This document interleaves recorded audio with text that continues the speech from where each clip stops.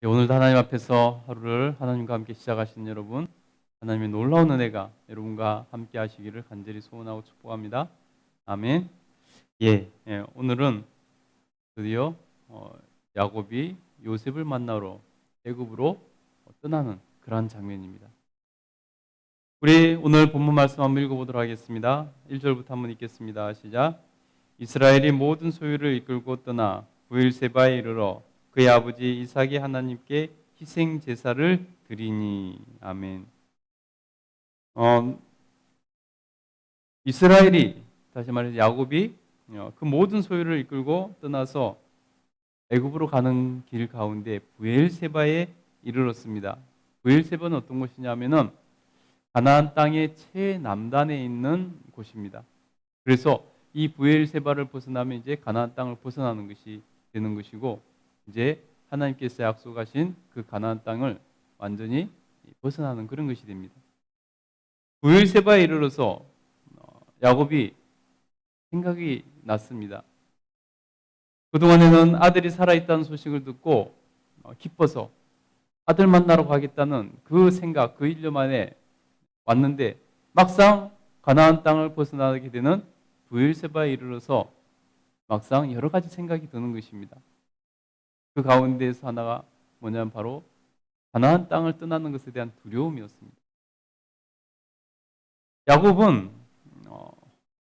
가나안 땅을 떠나서 하란에서 한동안 지냈습니다. 자기의 의사와 전혀 상관없이 고향 땅을 떠나서 고생을 하고 다시 20년 만에 돌아올 수 있었습니다. 그 가나안 땅을 떠난다는 것은 야곱에게 있어서 굉장한 의미를 갖는 일입니다. 하나님께서 약속하신 그 땅, 애초에는 하나님께서 주시는 그 자기 할아버지로부터 물려받은 그 하나님의 축복을 받기 위해서, 정말 하나님께서 약속하신 그 가나안 땅을 자기가 상속받기 위해서 그렇게 무던히 애를 쓰다가 오히려 도망갈 수밖에 없는, 형을 피해서 그 땅을 버리고 도망갈 수밖에 없는 그러한 상황이 있었다는 것입니다. 그러니 야곱에게는 이 가나안 땅에 대한 애착이 남들보다 훨씬 더 클 수 있고, 또 이 가나안 땅을 떠난다는 것은 야곱에게 굉장히 큰 상실이고, 또 과거의 일을 생각했을 때 그것이 두려움이기도 했습니다. 그래서 이제 막상 아들 만나러 가는 것 때문에 너무 좋아서 여기까지 왔는데, 이제 브엘세바에 이르러서 이제 이것만 벗어나면은 가나안 땅으로부터 떠나는 것이 되는 것이고 멀어진다고 생각하니까 그 마음에 두려움이 생겼다는 것입니다. 가나안 땅을 떠나는 것에 대한 두려운 마음이 생겼다는 것입니다. 그래서 그곳에서 하나님 앞에서 제사를 드립니다. 예배를 드립니다. 하나님 앞에 예배를 드리면서 기도를 하고 하나님께 여쭤봤겠죠. 그 밤에 하나님께서 야곱에게 응답하십니다. 우리 2절부터 한번 읽어보겠습니다. 읽겠습니다. 시작. 그 밤에 하나님이 이상 중에 이스라엘에게 나타나 이르시되 야곱아 야곱아 하시는지라. 야곱이 이르되 내가 여기 있나이다 하매 하나님이 이르시되 나는 하나님이라 내 아버지의 하나님이니 애굽으로 내려가기를 두려워하지 말라. 내가 거기서 너로 큰 민족을 이루게 하리라. 내가 너와 함께 애굽으로 내려가겠고 반드시 너를 인도하여 다시 올릴 것이며 요셉이 그의 손으로 내 눈을 감기리라 하셨더라. 아멘. 그렇게 고민하고 두려워하고 있는 야곱에게 하나님께서 이상 중에 나타나셔서 그를 부르십니다. 야곱아 야곱아 하면서 부르십니다. 여러분, 바로 그 전에 2절까지만 해도 야곱을 바뀐 이름 이스라엘로 불러주십니다. 성경에. 그죠? 이스라엘로 그 앞장 45장에서도 보면 야곱을 이스라엘로 하나님께서 바꿔주신 이름으로 불러주십니다. 그리고 다시 야곱이라 부르지 않을 것이라고 말씀하셨는데, 그 밤에 하나님께서 이상 중에 나타나셔서 야곱아 야곱아라고 부르시는 것을 볼 수 있습니다. 왜 그러셨을까요? 하나님께서 새로운 이름을 주셨는데 뜬금없이 새롭게 다시 옛 이름을 이렇게 불러주십니다. 하나님께서 이렇게 옛 이름을 부르시는 것은 과거를 상기하도록, 과거를 기억하도록 하시는 그런 효과가 있었을 것입니다. 그래서 그가 옛적에 야곱으로 살아갈 때 그때의 모든 일을 생각하면서 하나님께서 자기에게 어떻게 일하셨는가, 하나님께서 자기를 어떻게 인도하셨는가, 하나님이 야곱의 삶 가운데서 어떻게 역사하셔서 그것을 여기까지 인도하셨고 이스라엘로 만들어 주셨는가 하는 것을 생각나게 하시는 것이죠. 그래서 야곱아 야곱아 부르실 때 야곱은 하나님께 내가 여기 있나이다. 하나님 앞에서 공손하게 대답을 합니다. 내가 여기 있나이다. 하나님 뜻대로 순종하겠다는 의미가 담긴 것이죠. 여러분, 우리는 하나님께 순종하는 것이 참 중요합니다.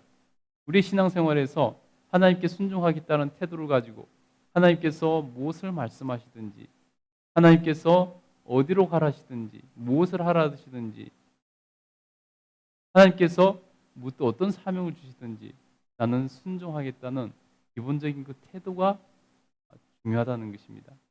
그래서 그 태도로부터 나의 삶이 하나님과의 관계에서 어떻게 진행되고 어떻게 형성되는지를 결정하기 때문입니다. 그래서 하나님께서도 외모를 보시지 않고 중심을 보시는 것입니다. 여러분은 어떻습니까? 하나님께서 지금 당장에 어떤 말씀을 하셔도 순종할 준비가 되어 있습니까? 그런 마음을 가지고 있습니까? 여러분, 그런 마음을 가지고 있기를 간절히 소원합니다. 그래야 하나님 앞에서 하나님 은혜를 누릴 수 있는 것입니다. 하나님께서 야곱을 부르신 후에 하나님께서 말씀하십니다. 우리 3절에 보니까 하나님이 이르시되 나는 하나님이라 내 아버지의 하나님이니 애굽으로 내려가기를 두려워하지 말라. 나는 하나님이라. 이 말 속에는 많은 의미가 들어있죠. 나는 전능하신 하나님, 존재하신 하나님, 모든 것을 하실 수 있는 하나님, 모든 계획을 가지고 계신 하나님, 너를 축복할 수 있는 하나님이라는 것입니다. 그러니 네가 가나안 땅을 떠나는 것에 대해서, 애굽으로 가는 것에 대해서 두려워하지 말라라고 말씀하고 있습니다. 하나님께서 가장 중요한 것부터 하나하나 짚어주시는 것을 볼 수 있는데 첫 번째는 바로 두려워하지 말라는 것입니다. 여러분, 우리가 하나님의 뜻을 따라서 나가는 길이라면은 두려워할 필요가 없습니다. 왜냐하면 하나님이 말씀하신 것이기 때문에 하나님께서 반드시 동행해 주실 것이고 반드시 하나님께서 책임져 주시고 하나님 말씀에 순종하는 자에게는 하나님께서 복을 주실 것이기 때문에 두려워할 필요가 없다는 것입니다. 하나님께서 그 뒤에 왜 두려워하지 말라고 말씀하시는가? 하나님의 뜻을 보여주고 계십니다. 내가 거기서 너로 큰 민족을 이루리라. 내가 거기서 너를 큰 민족을 이루리라. 애굽에 내려가서 너를 큰 민족을 이루어 다시 올라오게 하실 것이라는 것입니다. 여러분, 이 약속은 하나님께서 아브라함을 부르실 때부터 하신 약속 아니겠습니까? 하늘의 별과 같이 바다의 모래와 같이 많게 하시겠다라고 말씀하셨습니다. 그 약속이 드디어 야곱으로부터 시작해서 이제 본격적으로 이루어질 것을 하나님께서 축복하고 계신다는 것입니다. 얼마나 영광된 말씀입니까? 그러니 두려워하지 말라는 것입니다. 또 뭐라고 말씀하십니까? 내가 너와 함께 애굽으로 내려가겠고 내가 너와 함께 가신다고 말씀해 주십니다. 이것이 여러분 얼마나 힘이 되겠습니까? 이것이 하나님의 뜻대로 행하는 자에게 반드시 하나님께 순종하는 자에게 하나님께서 베풀어 주시는 반드시 베풀어 주시는 하나님의 은혜라는 것입니다. 내가 너와 함께 하겠다. 내가 순종했으니 내가 순종의 길을 가고 있으니 내가 순종하기만 한다면은 내가 원하는 길을 가고 내가 원하는 삶을 산다면은 내가 반드시 너와 함께 할 것이다 라고 말씀해 주시는 것. 여러분, 이거는 순종하는 자에게 반드시 따라오는 하나님의 은혜고 하나님의 축복입니다. 그러니 여러분, 순종으로 하나님 앞에 나갈 수 있게 되기를 간절히 축복합니다. 하나님이 함께 해주십니다. 걱정할 필요가 없다는 것입니다. 두려워하지 말라는 것입니다. 반드시 너를 또한 인도하여 다시 올릴 것이며, 야곱이 두려워하는 것이 가나안 땅에서 떠나서 상실되는 것 아닌가. 하나님께서 아브라함부터 축복해 주신 그 땅으로부터 상실되는 거 아닌가 하는 두려움 아니겠습니까?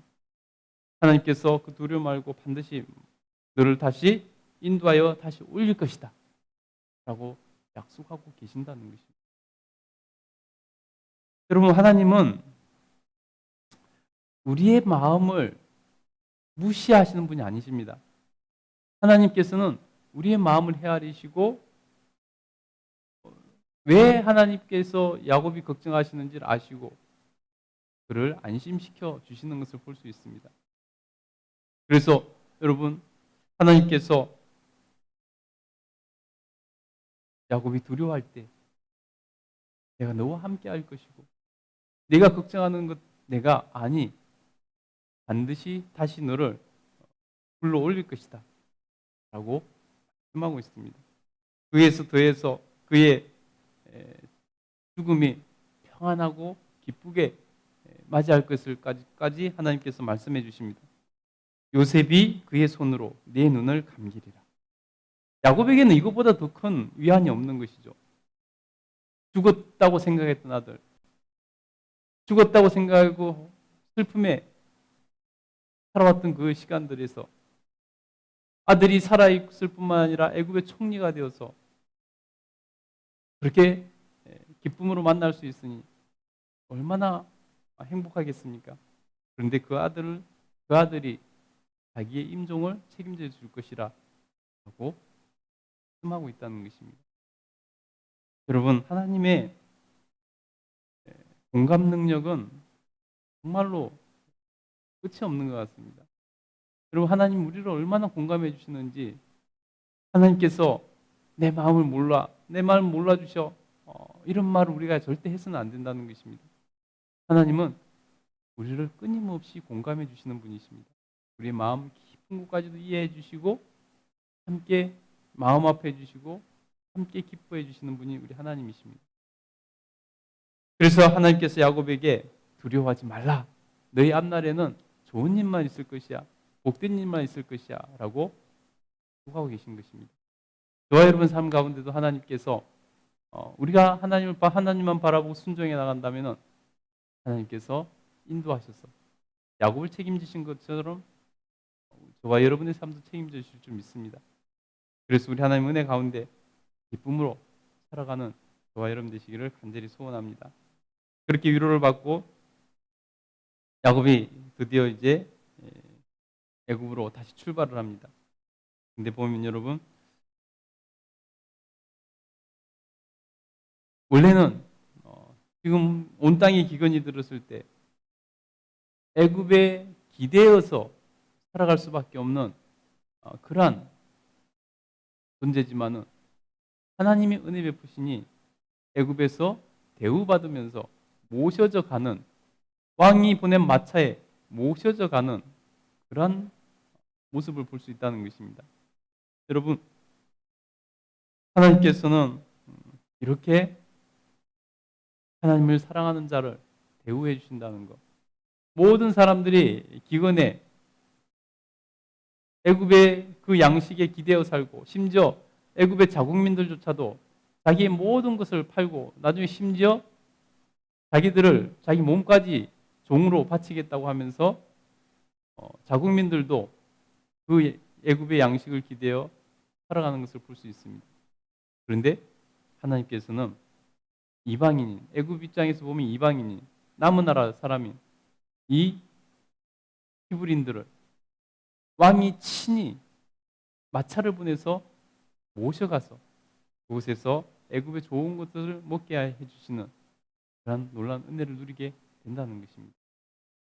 하나님께서 모든 것을 이미 계획하시고 준비해 놓으시더라는 것입니다. 그래서 하나님은 여호와 이레의 하나님이십니다. 하나님 앞에서 하나님을 믿고 순종하고 나가는 자의 모든 삶을 하나님께서는 예비해 놓으신다는 것입니다. 여러분, 하나님께서 여호와 이레 하나님이심으로 여러분 삶 가운데 역사하시기를 간절히 축복합니다. 기도하겠습니다.